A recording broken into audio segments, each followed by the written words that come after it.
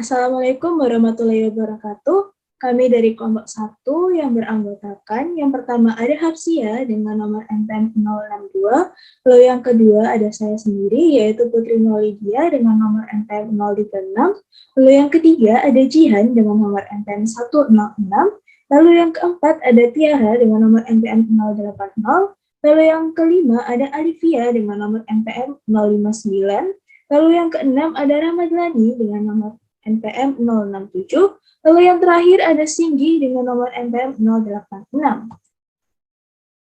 Pada kesempatan kali ini, kelompok kami akan mempresentasikan materi dari bab 6, yaitu mengenai prinsip dan kode etik dalam bisnis.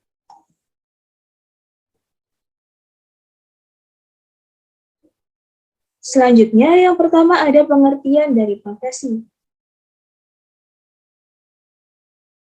Dari definisi yang sangat luas, profesi adalah sebuah pekerjaan yang secara khusus dipilih, dilakukan dengan konsisten, kontinu ditekuni, sehingga orang bisa menyebut kalau dia memang berprofesi di bidang tersebut.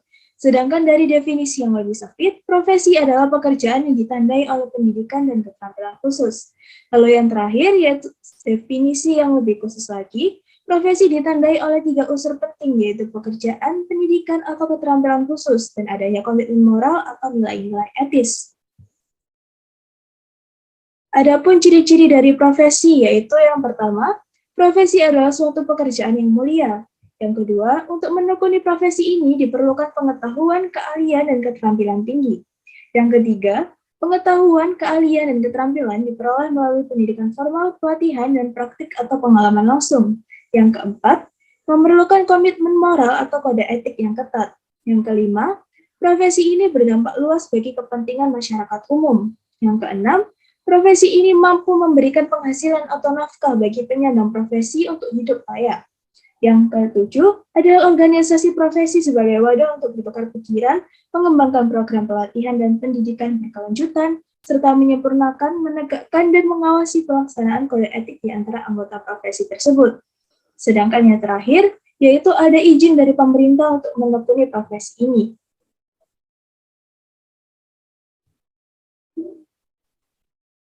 Lalu yang kedua ada bisnis sebagai profesi. Bisnis dianggap sebagai profesi karena telah sesuai dengan definisi dan ciri-ciri suatu profesi, yaitu yang pertama, profesi adalah pekerjaan dan di dalam bisnis terdapat banyak jenis pekerjaan. Yang kedua, sebagian besar jenis pekerjaan di dalam perusahaan. Yang ketiga, profesi menuntut penerapan kaidah moral atau etika yang sangat ketat. Yang keempat, yaitu tuntutan kaidah moral yang tinggi menjadi keharusan dalam bisnis. Untuk materi selanjutnya akan disampaikan oleh rekan saya.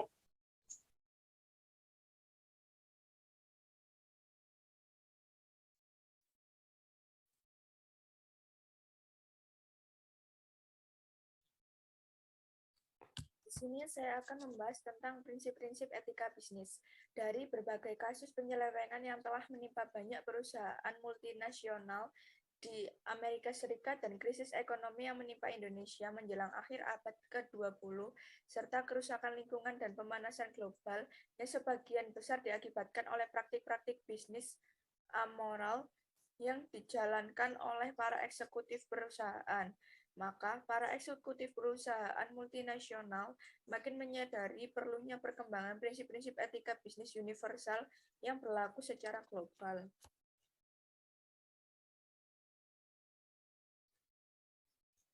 Prinsip-prinsip etika bisnis menurut Chow Roundtable. Yang pertama adalah tanggung jawab. Menyirat bahwa perlu ada perubahan paradigma tentang tujuan perusahaan dan fungsi eksekutif perusahaan dilihat dari teori agenan. Tujuan perusahaan menurut prinsip ini adalah menghasilkan barang dan jasa untuk menciptakan kemakmuran bagi masyarakat secara luas, bukan hanya terbatas untuk kepentingan pemegang saham. Yang kedua adalah prinsip dampak ekonomis dan sosial dari bisnis. Menyirat bahwa kegiatan bisnis tidak semata mencari keuntungan ekonomis, tetapi juga mempunyai dimensi sosial yang perlu menegakkan keadilan dalam setiap praktik bisnis mereka. Yang ketiga adalah prinsip perilaku bisnis dari hukum yang tersurat ke semangat saling percaya. menekankan pentingnya membangun sikap kebersamaan dan sikap saling percaya. Sikap ini hanya dapat dikembangkan bila para pelaku bisnis mempunyai integrasi dan kepedulian nasional. Prinsip keempat adalah sikap menghormati aturan. Menyirat perlu dikembangkan perangkat hukum atau aturan yang berlaku secara multilateral dan diharapkan semua pihak dapat tunduk dan menghormati hukum atau aturan multilateral tersebut. Prinsip kelima adalah dukungan dari pedagang multilateral, merupakan prinsip yang memperkuat prinsip kedua agar semua pihak mendukung perdagangan global dalam mewujudkan satu kesatuan ekonomi dunia. Prinsip keenam adalah sikap hormat bagi lingkungan alam, meminta kesabaran semua perilaku bisnis akan pentingnya bersama-sama menjaga lingkungan bumi dan alam dari berbagai tindakan yang dapat memboroskan sumber daya alam atau mencemarkan dan merusak lingkungan hidup. Prinsip ketujuh, menghindari operasi-operasi yang tidak etis, mewajibkan semua pelaku bisnis untuk mencegah tindakan-tindakan tidak etis seperti penyuapan, pencucian uang, korupsi, dan praktik-praktik tidak etis lainnya. Prinsip etika bisnis menurut Sonny Keraf. Prinsip otonomi menunjukkan sikap kemandirian, kebebasan, dan tanggung jawab. Orang yang mandiri berarti orang yang dapat mengambil suatu keputusan dan melaksanakan tindakan berdasarkan kemampuan sendiri sesuai dengan apa yang diyakini, bebas dari tekanan, hasutan, atau ketergantungan kepada orang lain. Prinsip kejujuran menanamkan sikap bahwa apa yang dipikirkan adalah yang dikatakan dan apa yang dikatakan adalah apa yang dikerjakan. Prinsip ini juga menyirat kepatuhan dalam melaksanakan berbagai komitmen, kontrak, dan perjanjian yang telah disepakati. Prinsip kejujuran menjadi prasyarat untuk membangun jaringan bisnis dan kerja tim yang dilandasi oleh rasa saling percaya dengan semua mitra usaha dan mitra kerja. Prinsip keadilan menanamkan sikap untuk memerlukan semua pihak secara adil. Aspek hukum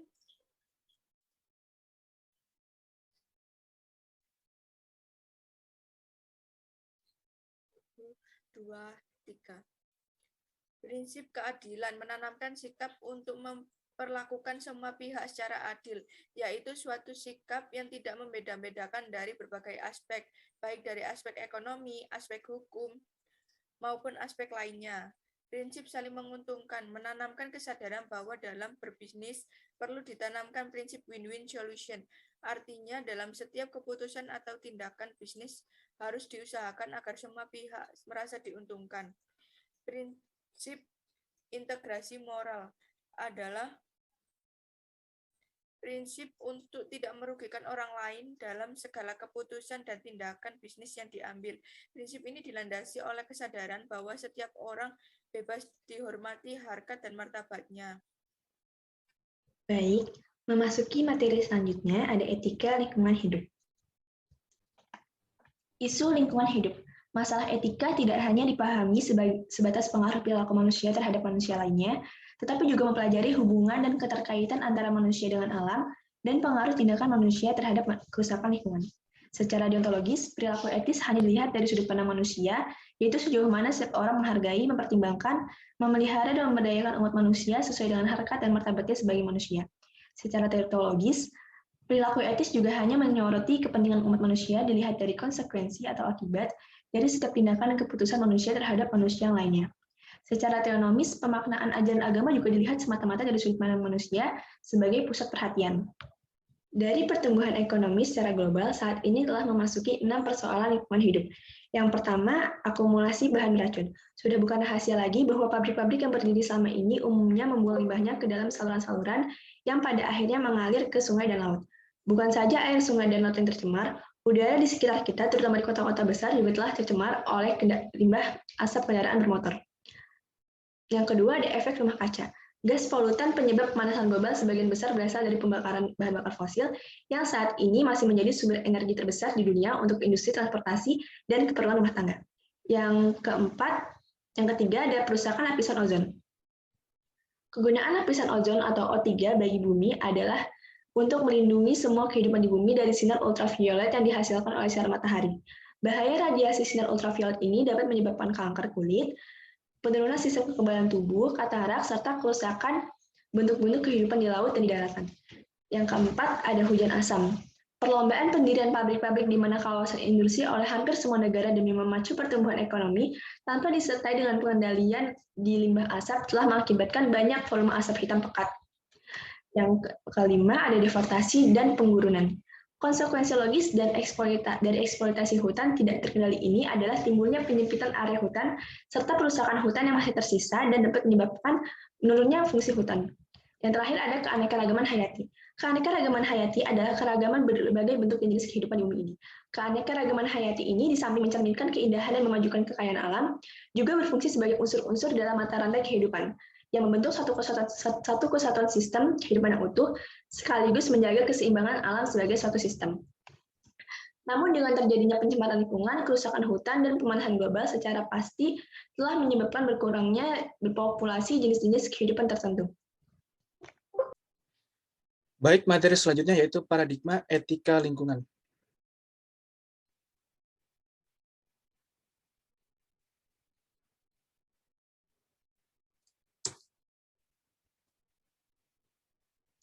Di sini paradigma etika lingkungan dibagi menjadi 3. Yang pertama yaitu etika kepentingan generasi mendatang, yang memandang bahwa suatu keputusan dan tindakan hendaknya jangan hanya memikirkan kepentingan umat manusia pada generasi saat ini saja, tetapi juga kepentingan umat manusia pada generasi-generasi mendatang.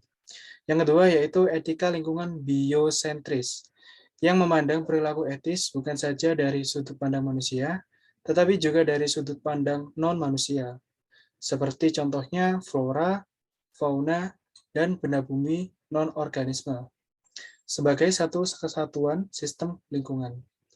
Yang ketiga yaitu ada etika ekosistem, menganggap Sang Pencipta atau Tuhan dan seluruh ciptaannya atau bumi dan seluruh isinya, sistem tata surya, sistem galaksi, dan sistem alam jagat raya dianggap sebagai moral patiens. Baik, untuk materi selanjutnya yaitu kode etik di tempat kerja.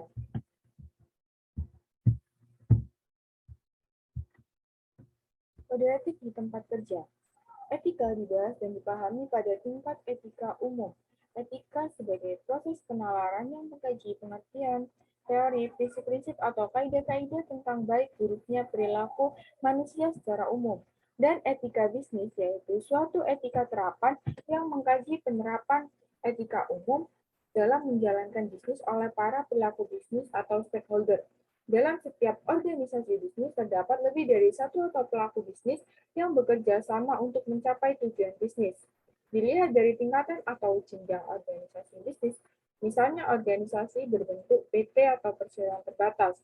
Ada orang-orang yang menduduki posisi sebagai pemegang saham, anggota dewan komisaris, anggota dewan direksi, dan karyawan. Karyawan pun dapat digolongkan menurut jenjang, yaitu manajer dan staf biasa.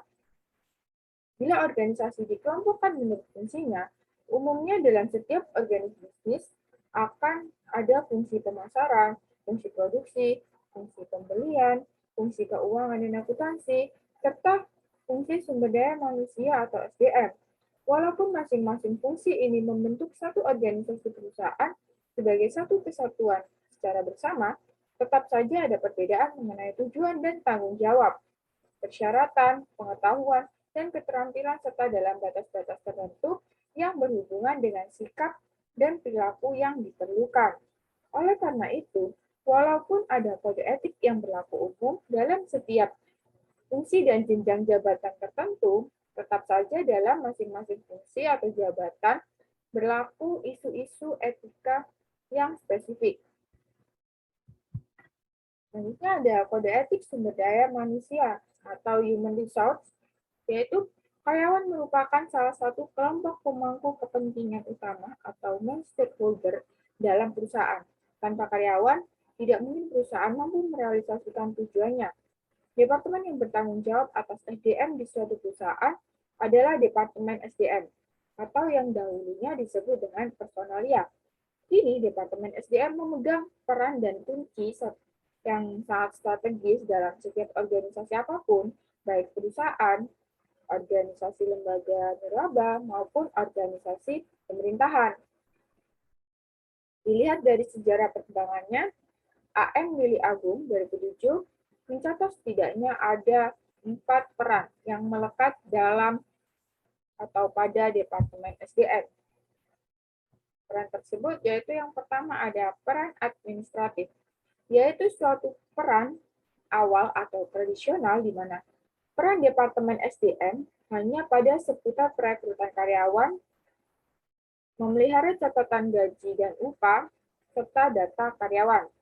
Yang kedua ada peran kontribusi, yaitu suatu peran yang menekankan pada peningkatan produktivitas, loyalitas, dan lingkungan kerja karyawan. Di sini mulai muncul peran baru, yaitu menangani aspek pelatihan dan hal-hal yang berkaitan dengan kesehatan dan keamanan lingkungan kerja. Peran pelatihan masih ditekankan pada aspek teknis dan belum banyak menyentuh aspek emosi dan perilaku. Yang ketiga, yaitu ada peran agen perubahan, di mana Departemen SDM berfungsi sebagai agen perubahan. Untuk mengemban peran baru ini, Departemen SDM memperluas cakupan materi pelatihan yang diberikan. Bukan hanya mencakup aspek teknis, tetapi juga mencakup aspek non-teknis, seperti perilaku dan etika, terutama untuk membangun integritas, keuletan, serta kemampuan untuk selalu mampu menghadapi berbagai perubahan lingkungan. Yang keempat, ada peran mitra strategis.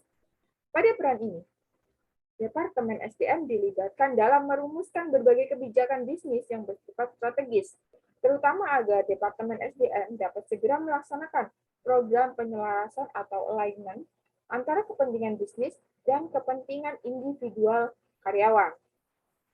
Sasaran dari pengolahan SDM adalah agar perusahaan mampu memiliki karyawan yang tepat dilihat dari kuantitas atau jumlah dan kualitas yang dibutuhkan. Karyawan yang berkualitas adalah karyawan yang profesional, yaitu karyawan yang memiliki kualifikasi yang sesuai dengan tuntutan pekerjaan yang meliputi pengetahuan atau knowledge, keterampilan atau skill, dan sikap atau perilaku atau attitude yang baik. Dulu, perhatian utama terhadap kualitas karyawan lebih ditekankan pada aspek pengetahuan dan keterampilan teknis dan kurang memperhatikan aspek sikap dan perilaku. Sekarang ini, makin banyak perusahaan yang menyadari pentingnya aspek sikap dan perilaku, sehingga makin banyak perusahaan yang mengembangkan kode etik untuk dijadikan acuan perilaku bagi seluruh karyawannya. Mengingat pentingnya aspek sikap dan perilaku ini, maka bagaimana kode etik ini dapat dipahami, disadari pentingnya, dan dijalankan oleh semua karyawan, termasuk manajemen puncak. Oleh karena itu, berdasarkan studi oleh Weaver, Trevino, dan Contrast dalam Brooks 2003, ayat 129, diperlukan paket program implementasi dengan memperhatikan setidaknya 6 dimensi program etik agar suatu kode etik dapat dipatuhi. 6 dimensi tersebut antara lain ada kode etik formal, yaitu kode etik yang dirumuskan atau ditetapkan secara resmi oleh suatu asosiasi, organisasi, profesi, atau suatu lembaga atau entitas tertentu. Yang kedua ada komite etika, yaitu entitas yang mengembangkan kebijakan, mengevaluasi tindakan, menginvestigasi, dan menghakimi pelanggaran-pelanggaran etika. Lalu ada sistem komunikasi etika, yaitu suatu media atau cara untuk menyosialisasikan kode etik dan perubahannya, termasuk isu-isu etika dan cara mengatasinya yang bersifat dua arah, antara pejabat otoritas etika dengan pihak-pihak terkait dalam suatu entitas atau organisasi. Yang keempat ada pejabat etika atau ethic officer maupun person, yaitu pihak yang mengordinasikan kebijakan, memberikan pendidikan, dan menyelidiki tuduhan adanya pelanggaran etika. Yang kelima ada program pelatihan etika, yaitu program yang bertujuan untuk meningkatkan kesadaran dan membantu karyawan dalam merespon masalah-masalah etika. Yang terakhir ada proses penetapan disiplin dalam hal terjadi perilaku tidak etis. Selanjutnya, Brooks 2003 membuat daftar topik yang biasanya muncul dalam setiap kode etik perusahaan. Sejalan dengan paradigma atau pandangan bahwa karyawan, SDM atau human resource, saat ini sudah dianggap sebagai mitra kerja dan bukan lagi semata-mata sebagai SDM yang harus dieksploitasi. Maka dalam pembuatan kode etik untuk karyawan, hendaknya jangan hanya berisi perintah, larangan, atau kewajiban yang harus dipenuhi oleh setiap karyawan, tetapi juga mempertimbangkan hak-hak rights karyawan yang harus dihormati. Jangan sampai terjadi adanya ketentuan atau kode etik yang melanggar hak asasi manusia atau HAM. Topik-topik itu diantara lain yaitu ada prinsip-prinsip etika meliputi kejujuran, keadilan, rasa kasih, integritas, prediktabilitas, dan responsibilitas. Yang kedua ada penghormatan terhadap hak dan kewajiban setiap pemangku kepentingan atau stakeholder. Yang ketiga ada visi, misi, dan kebijakan pokok yang terkait dengan hal di atas. Yang keempat ada kerangka proses keputusan etis. Dan yang kelima, kapan perlu nasihat dan kepada siapa meminta nasihat. Yang keenam, ada topik-topik khusus untuk temuan di atas. 5% berhubungan dengan karyawan, pemasok, dan kode usaha patungan atau joint venture kode, yaitu meliputi ada penyuapan, konflik kepentingan, keamanan informasi, penerimaan hadiah, diskriminasi atau pilihan yang sama, pemberian hadiah, proteksi lingkungan, pelecehan seksual, antitrust, keamanan tempat kerja, kegiatan politik, hubungan kemasyarakatan, kerahasiaan informasi pribadi, hak asasi manusia, privasi karyawan, program proteksi dan whistleblowing, penyalahgunaan substansi atau substance abuse, nepotisme, dan yang terakhir ada tenaga anak. Hak karyawan menurut Sony Keraf pada tahun 1998 yang harus diperhatikan antara lain ada yang pertama, hak atas pekerjaan yang layak, lalu ada hak atas upah yang adil, lalu ada hak untuk berserikat dan berkumpul, hak atas perlindungan keamanan dan kesehatan, hak untuk diproses hukum secara sah, hak untuk diperlakukan secara sama, hak atas rahasia pribadi, dan yang terakhir ada hak atas kebebasan suara hati. Demikian materi yang dapat saya sampaikan. Untuk materi selanjutnya akan disampaikan oleh rekan saya untuk saudara Cindy, dipersilakan. Terima kasih. Selanjutnya ada kode etik pemasaran.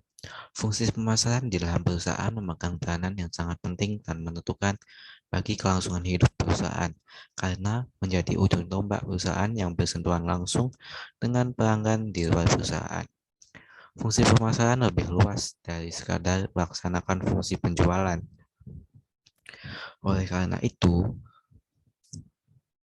kode etik menjadi pedoman bagi suatu profesi untuk membangun sikap dan perilaku atau attitude yang mendukung citra profesi tersebut. Lawrence Weber, Post 2005, mengungkapkan bahwa di AS telah terbentuk organisasi profesi di bidang pemasaran yang bernama American Marketing Association atau AMA. Organisasi profesi ini telah mempunyai kode etik bagi anggotanya yang pada intinya mencakup hal-hal sebagai berikut.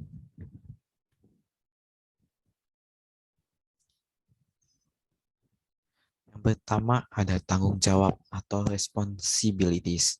Pelaku pemasaran harus bertanggung jawab atas konsekuensi aktivitas mereka dan selalu berusaha agar keputusan, rekomendasi, dan fungsi tindakan mereka mengidentifikasi, melayani, dan memuaskan masyarakat atau publik yang relevan. Para pelanggan, organisasi, dan masyarakat, kejujuran dan kewajaran atau honesty and fairness. Pelaku pemasaran harus menjaga dan mengembangkan integritas, kehormatan, dan martabat profesi pemasaran. Yang berikutnya ada hak atau hak dan kewajiban atau right and duties. Pihak-pihak pelaku dalam proses pertukaran pemasaran harus mampu mengharapkan bahwa satu, produk dan jasa yang ditawarkan perusahaan aman dan cocok dengan kegunaan yang dimaksudkan. kedua, mengomunikasikan bahwa produk dan jasa yang ditawarkan tidak menipu. Yang ketiga, semua pihak mematuhi kewajiban keuangan dan sejenisnya dengan itikat baik. Yang terakhir ada terdapat metode internal yang layak untuk menyesuaikan yang adil dan atau memperbaiki keluhan yang menyangkut pembelian. Selanjutnya ada organization relationship atau hubungan organisasi. Pelaku pemasaran harus menyadari betapa perilakunya akan mempengaruhi perilaku orang-orang lain dalam hubungan organisasi. Mereka seharusnya tidak menimbulkan, mendorong, atau menerapkan kekerasan untuk menimbulkan tindakan perilaku tidak etis dalam hubungan dengan orang lain. Selanjutnya ada kode etik akuntansi. Fungsi akuntansi di dalam organisasi atau perusahaan dilakukan oleh Departemen Akuntansi. Karyawan yang berada di bawah Departemen Akuntansi yang memenuhi syarat yang diperlukan sebagai akuntan sering disebut dengan akuntan manajemen.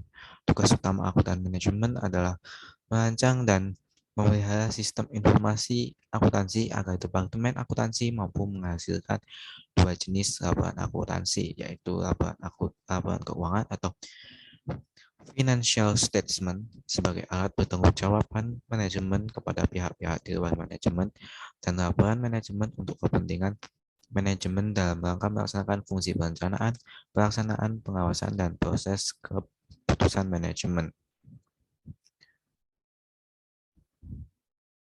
Di Indonesia, akuntan bernaung di dalam suatu organisasi profesi yang disebut Institut Akuntan Indonesia atau Indonesian Institute of Accounting atau IAA.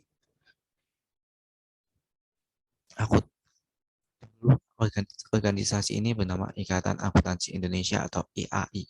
Sejalan dengan makin bertambahnya spesialisasi bidang-bidang pekerjaan yang dapat digeluti oleh para akuntan, maka terbentuklah para sub-sub organisasi profesi lainnya, antara lain ada Institut Akuntansi Publik Indonesia atau Indonesian Institute of Public Accounting, kemudian ada Institut Akuntan Manajemen Indonesia atau Indonesian Institute of Management Accountant, kemudian ada Institut Akuntansi Sektor Publik atau Indonesian Institute of Public Sector Accountant, dan sebagainya. Pada bagian berikut akan dibahas kode etik manajemen, etik akuntan manajemen, kode etik untuk profesi akuntan yang lainnya akan dibahas pada bab berikutnya. Menurut Tuska 2005, kode etik akuntan manajemen setidaknya harus meliputi 4 standar perilaku etis. Yang pertama ada kompetensi, di mana praktisi akuntansi, manajemen, dan manajemen keuangan mempunyai suatu tanggung jawab untuk memelihara tingkat kompetensi profesional dengan layak, dengan mengembangkan pengetahuan dan keterampilan mereka, kemudian menjalankan kewajiban profesional dengan mematuhi hukum, peraturan, dan standar teknis yang relevan, kemudian menyiapkan laporan dan rekomendasi yang lengkap dan jelas, serta melakukan analisis terhadap informasi yang andal dan relevan.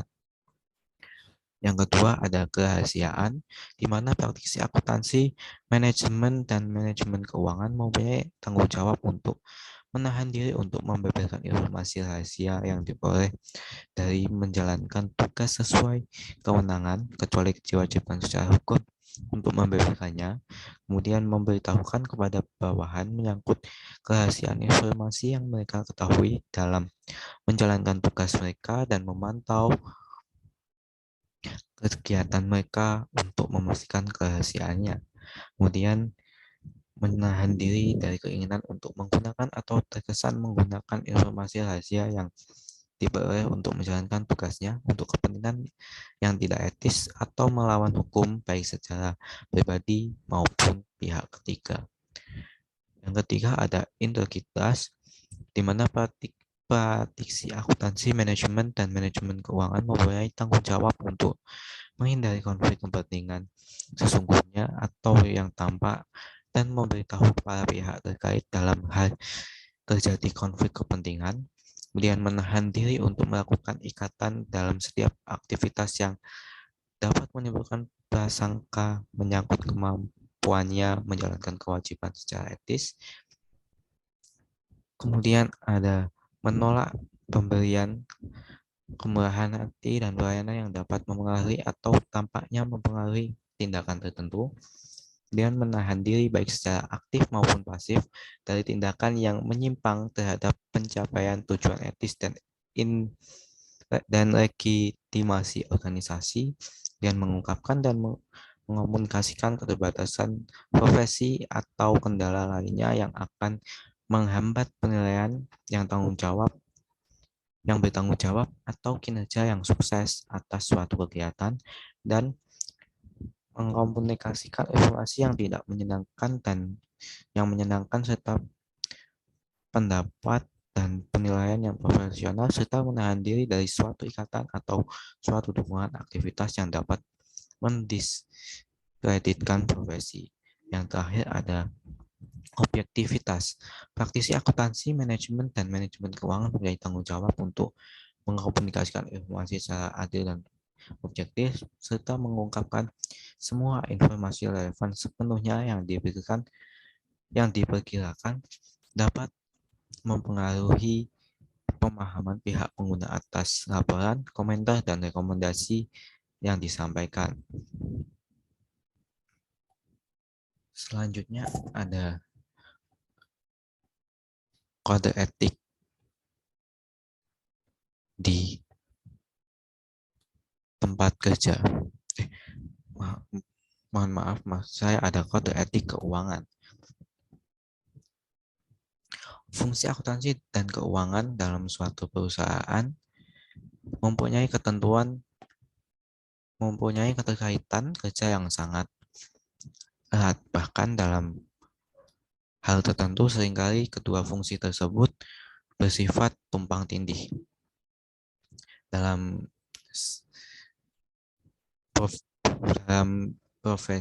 profesi keuangan, para profesional di bidang keuangan di Amerika Serikat telah mempunyai organisasi yang disebut Association for Investment Management and Research atau IAMA yang telah membeberkan kode etik yang dapat dijadikan acuan perilaku bagi semua anggotanya. Yang pertama ada tanggung jawab fundamental, kemudian ada hubungan dan tanggung jawab atas profesi, kemudian ada hubungan dan tanggung jawab pada atasan, dan kemudian ada hubungan dan tanggung jawab pada pelanggan dan calon pelanggan, kemudian hubungan dan tanggung jawab kepada publik. Untuk selanjutnya ada kode etik teknologi informasi, di mana di Amerika Serikat telah terbentuk organisasi profesi di bidang teknologi informasi yang bernama Association for Computing Machinery atau ACM yang telah membuat kode etik profesi yang berlaku bagi semua anggota, yang dimana kode etik itu mencakup 24 keharusan yang dirumuskan sebagai penyataan tentang tanggung jawab pribadi, mengidentifikasi unsur-unsur seperti komitmen, mencakup banyak tetapi tidak semua isu-isu profesi yang harus dibagi. Kode etik dan pedoman terampil dimaksud sebagai pedoman pengambilan keputusan etis dalam menjalankan pekerjaan profesional. Keduanya, kode ini sebagai dasar untuk menilai ukuran suatu keluhan formal atas pelanggaran standar etika profesi.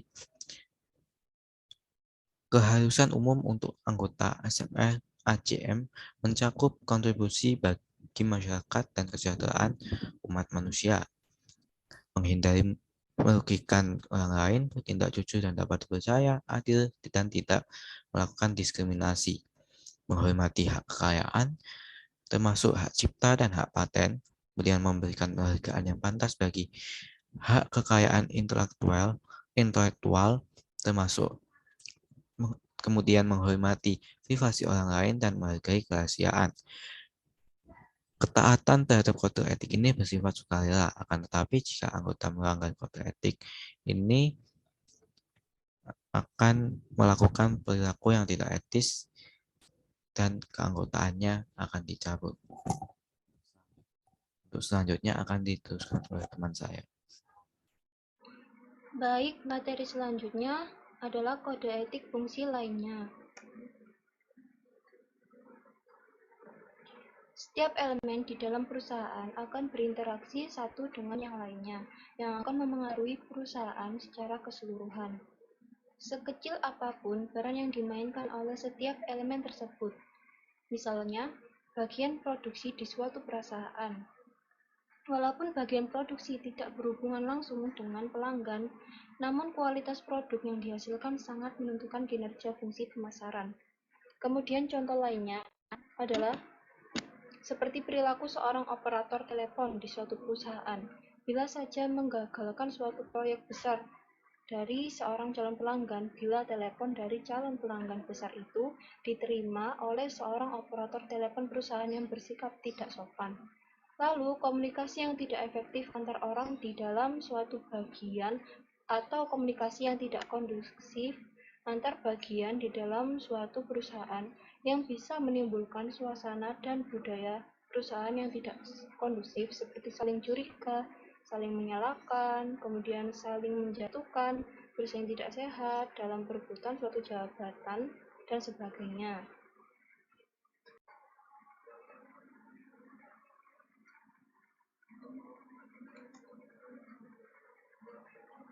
Kemudian materi selanjutnya adalah perbandingan kode etik.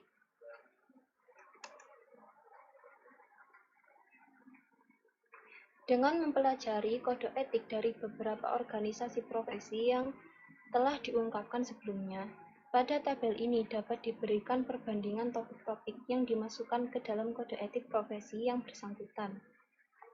Seperti contohnya ada American Marketing Association yang berisikan tanggung jawab, kejujuran dan kewajaran, hak dan kewajiban, kemudian hubungan organisasi. Kemudian Institute of Management Accountant, yang isinya adalah kompetensi, integritas, kerahasiaan, objektivitas.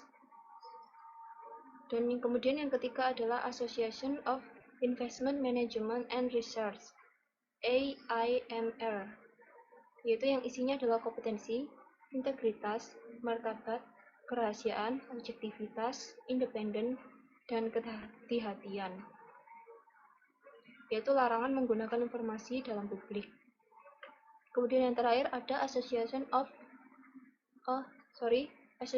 for Computing Machine, ACM, yang berisikan tanggung jawab dan komitmen, jujur dan dapat dipercaya, kerahasiaan, menghormati hak kekayaan intelektual, adil dan tidak diskriminatif, menghormati privasi orang lain. Nah, jika kita memperhatikan topik konsep-konsep atau istilah-istilah yang dipakai dari masing-masing contoh kode etik, terlihat bahwa ada banyak konsep atau istilah yang sifatnya tumpang tindih, belum menggunakan istilah baku, atau menggunakan istilah yang sama, namun dengan interpretasi yang berbeda. Oleh karena itu, sulit untuk memperoleh pemahaman yang jernih atas berbagai konsep tersebut. Sehubungan dengan hal tersebut, saya akan ulas beberapa konsep yang biasa muncul dalam pedoman kode etik suatu profesi. Yang pertama adalah integritas. Banyak yang bilang integritas itu adalah kejujuran, meski sebenarnya artinya lebih luas. Selain jujur, integritas adalah utuh dan tidak terbagi, adalah seseorang yang memiliki pengetahuan, keterampilan, dan perilaku yang seimbang.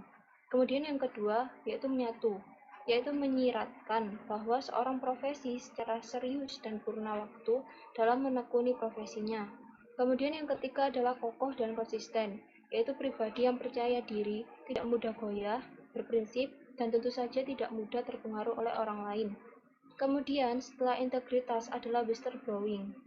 Whistleblowing dalam konteks etika adalah tindakan yang dilakukan oleh seseorang atau beberapa orang karyawan untuk membocorkan kecurangan yang dilakukan oleh perusahaan atau atasannya kepada pihak lain yang dilapor. Ini bisa saja atasannya lebih tinggi atau masyarakat luas. Kemudian setelah whistleblowing, ada kompetensi yang berarti kecakapan dan kemampuan dalam menjalankan suatu pekerjaan atau profesinya, atau bisa dibilang orang yang berkompeten. Kemudian yang terakhir adalah objektivitas sendiri, artinya menyiratkan bahwa segala sesuatu diungkapkan apa adanya, tidak menyembunyikan sesuatu, jujur dan wajar. Sedangkan sikap independensi mencerminkan sikap orang tidak memihak serta tidak dibawa pengaruh atau tekanan pihak tertentu dalam mengambil keputusan dan tindakan. Demikian tadi presentasi dari kelompok kami. Saya sebagai perwakilan dari kelompok 1, mohon maaf atas kekurangannya dan terima kasih untuk perhatiannya. Wassalamualaikum warahmatullahi wabarakatuh.